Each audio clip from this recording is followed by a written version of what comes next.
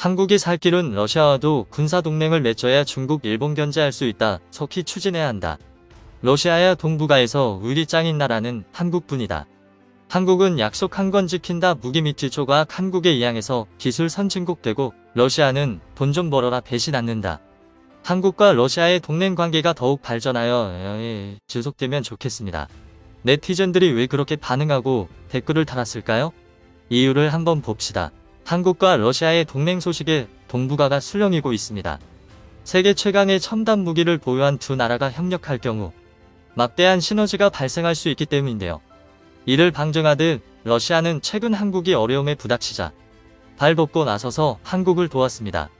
중국발 요소 대란으로 한국이 비상사태에 놓이자 러시아는 곧바로 대응해 한국의 요소 공급을 약속했는데요. 서로 어려울 때 도움을 주고받던 돈독한 사이임을 다시 한번 입증한 것입니다. 한국과 러시아의 동맹 조짐은 이게 다가 아닙니다. 두 나라 간 군사협력도 급물살을 타고 있는데요. 한국 무기 개발에 있어 신의 한 수라고 일컬어지는 한러간 불곰 사업이 바로 그것입니다. 그동안 중단됐던 불곰 사업이 재개될 경우 한국은 더욱 막강한 군사기술을 습득해 무기 강국으로서의 입지를 굳힐 수 있게 됩니다. 이에 일본과 중국은 한국과 러시아의 행보에 촉각을 곤두세우며 바짝 긴장하고 있는데요. 한국의 군사기술이 업그레이드되면 될수록 일본과 중국에는 위협적일 수밖에 없기 때문입니다. 오늘은 한국과 러시아가 손잡고 추진하게 될 역대급 협력 사업은 무엇이며 초긴장 상태에 빠진 이유는 무엇인지 알아보겠습니다. 대한민국 방위산업의 역사를 새로 쓰는 초대형 계약이 성사됐습니다. 항공기는 물론 적의 미사일까지 요격할 수 있는 한국형 패트리엇 미사일 천궁2가 아랍에미리트 UAE와 수출 계약을 맺은 것인데요. 아랍에미리트 국방부는 지난 16일 트위터를 통해 한국형 미사일 방어처 알게 캠드 구축의 핵심 축인 천궁2 도입 계획을 밝혔습니다.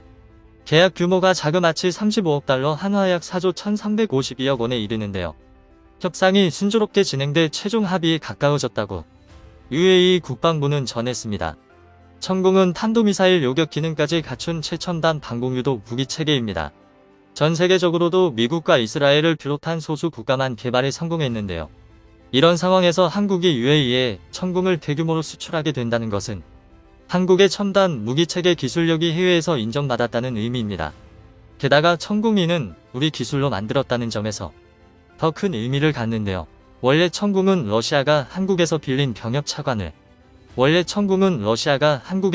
병협차관을 러시아 미사일 기술을 바탕으로 개발됐습니다.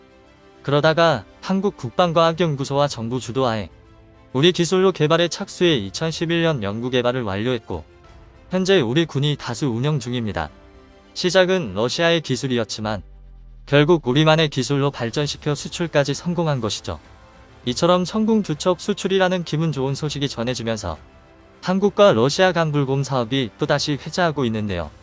한국과 러시아가 추진했던 국방협력인 불곰 사업을 시작으로 하루간의 긴밀한 관계가 지금까지 이어져 오고 있는 것입니다. 러시아는 최근 한국 경제를 흔들었던 요소 파동도 그냥 지나치지 않았습니다. 한국이 어려움에 부닥치자마자 곧바로 대응해 가능한 한 많은 양의 요소를 한국에 보내주겠다는 의사를 밝혔는데요. 알렉세이 체군코프 러시아 극동북극개발부 장관은 리아 노보스티 통신과의 인터뷰에서 한국 측의 요소의 추가 공급원 확보에 관심이 크다며 러시아 대기업들과 이 문제를 협의하고 있다고 말했습니다. 러시아가 이렇게 한국의 어려움에 발벗고 나선 이유 중 하나는 한국과 러시아가 어려울 때 서로 도왔기 때문입니다. 러시아 기업들과 국민들에게 한국은 의리 있는 나라로 소문이 나 있는데요. 1997년 러시아가 모라토리엄을 선언했을 때 세계 각국의 많은 기업이 러시아를 떠났지만 한국의 삼성과 현대차 등은 철수하지 않고 그대로 남아 신의를 지켰습니다. 당시 일본의 회사들이 뒤도만 돌아보고 모두 떠났던 것과는 다른데요. 결국 러시아에서 한 자리 차지할 수 있었던 토요타 등 일본의 자동차 회사는 현재도 줄줄이 하락세이며 급기야 혼자 같은 경우에는 작년에 철수한 상황입니다. 반면 현재 러시아는 북극 항로 개척에 필요한 쇠빙선과 LNG선을 모두 한국에 주문하고 있으며 러시아인들은 자동차 가전을 비롯한 한국 제품들을 압도적으로 선호하고 있습니다. 이를 방증하듯 2020년에 실시한 해외문화홍보원의 국가이미지 조사에 의하면 조사에 참여한 15개 나라 가운데 러시아인들의 한국에 대한 호감도가 89.8로 가장 높았습니다. 이처럼 한국에 대한 호감도가 높은 러시아를 두고 일부 미래학자들은 한국의 새로운 활로가 되어줄 파트너라고 말하고 있습니다.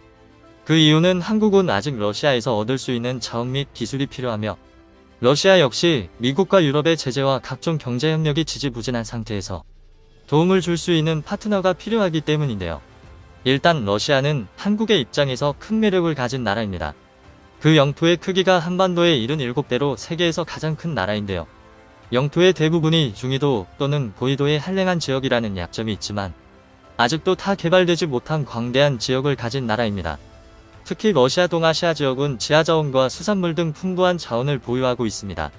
이 동아시아 지역을 어떻게 개발하느냐에 따라 러시아가 다시 세계 최강국의 자리를 차지할 수 있기 때문에 러시아로서는 신중히 처리할 수밖에 없습니다.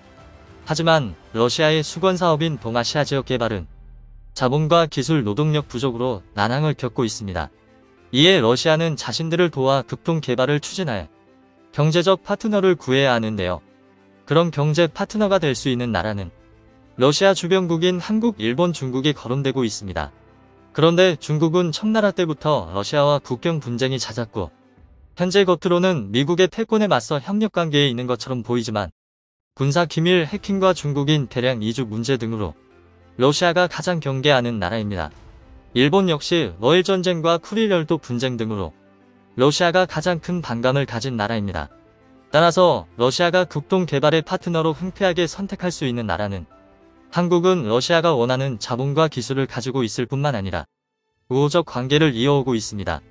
실제로 러시아가 가장 원하는 극동 개발의 파트너도 한국인데요. 러시아는 사할린의 가스전을 이용한 수소 생산시설의 구축을 포함한 여러 투자 제안을 한국에 한 바 있습니다. 심지어 수린이라는 러시아의 전략가는 아예 시베리아에 한국과 러시아의 공생 국가를 만들자는 참신한 제안을 하기도 했는데요. 한국 역시 극동 개발에 참여할 경우 얻을 수 있는 부분이 많습니다. 한국이 유라시아의 육상 물류의 거점이 될 수 있으며 각종 자원 부족을 해소할 수 있습니다. 또한 미국과 러시아의 관계가 풀리고 북한이 협조하는 경우 남한의 철도를 북한을 경유하여 시베리아 횡단철도로 연결하면 유럽으로 가는 물류비를 대폭 낮출 수 있습니다. 뭐니 해도 러시아와의 협력은 한국의 국방력 증강이라는 차원에서 매우 중요합니다. 이미 한국은 러시아와의 불곰 사업을 통해 각종 전차 사업과 미사일 기술, 최근의 누리호 발사까지 큰 도움을 받았는데요. 불곰 사업은 한국이 구소련에 빌려준 차관을 사원받기 위한 목적으로 러시아로부터 군사 장비 및 기술 방산물자 등으로 대신 상환받는 사업입니다. 당시 러시아의 제안을 받아들인 것이 한국의 무기 개발 역사에 있어 신의 한 수로 받아들여지기도 하는데요. 현재 한국이 보유한 세계 최강 무기인 천궁, K2 전차 현무 미사일 등 우리의 명품 무기를 탄생시킨 시작점이기 때문입니다. 그런데 일각에서는 서로에게 절실한 파트너로 언급되는 한국과 러시아가 1차 이후 중단했던 불곰 사업을 다시 추진할 가능성이 높다고 주장하고 있습니다. 그렇게 된다면 한국으로서는 군사 전략을 더욱 끌어올릴 좋은 기회가 될 수 있는데요. 일부 군사 전문가들은 3차 불곰 사업이 재개된다면 러시아의 S-400 미사일이 한국의 미사일 기술에 도입될 것으로 분석하고 있습니다. S-400은 러시아판 사드리고 불리지만 사드보다 더 성능이 뛰어난 것으로 알려져 있습니다. 그야말로 러시아의 최첨단 방산 기술이 대한민국에 고스란히 녹아 한국의 최첨단 무기 생산 국가로 떠오를 수 있는 것입니다. 이처럼 한국과 러시아의 국방협력이 점점 가시화되자 두려움에 떨고 있는 나라가 있습니다. 중단될 줄 알았던 불곰 사업의 재개 소식에 바짝 긴장한 중국과 일본인데요. 한국이 러시아의 S-400 미사일 기술을 이전받게 된다면 중국의 순항미사일이나 일본의 F-35 같은 전투기들이 한국에는 무용지 물을 수밖에 없기 때문입니다.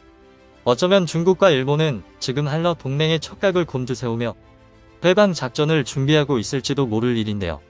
3차 불곰 사업이 잘 성사돼 중국이든 일본이든 한국을 위협하는 나라들이 더는 경거망동할 수 없게 됐으면 좋겠습니다.